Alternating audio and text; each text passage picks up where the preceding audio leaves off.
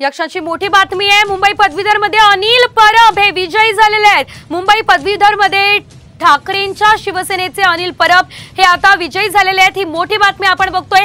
विधान परिषदेच्या 4ही जागांचे कल आता हाती आलेले आहेत आणि मुंबई पदवीधर मध्ये अनिल परब यांना विजय मिळालाय। त्यामुळे ठाकरे गटाच्या शिवसैनिकांनी आता एकच जल्लोष केलेला आहे।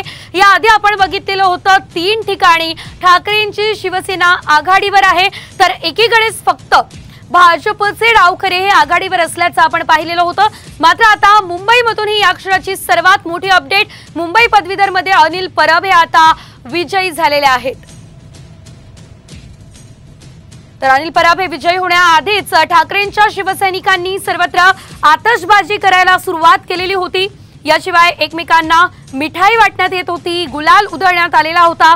मात्र आता आपण जर बघितलं तर अनिल परब हे विजयी झाले आहेत।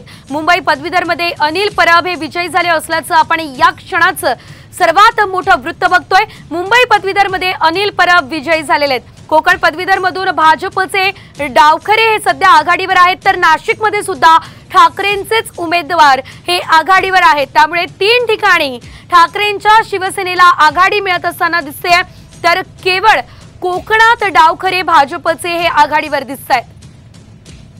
मुंबई पदवीधर मध्ये मात्र अनिल परब यांचा विजय आता झालेला आहे। ठाकरे गटाचे अनिल परब हे आता विजयी झालेले आहेत। त्यामुळे संपूर्ण राज्यभरात आता ठाकरेंच्या शिवसेनेकडून जल्लोष सुरू झालाय।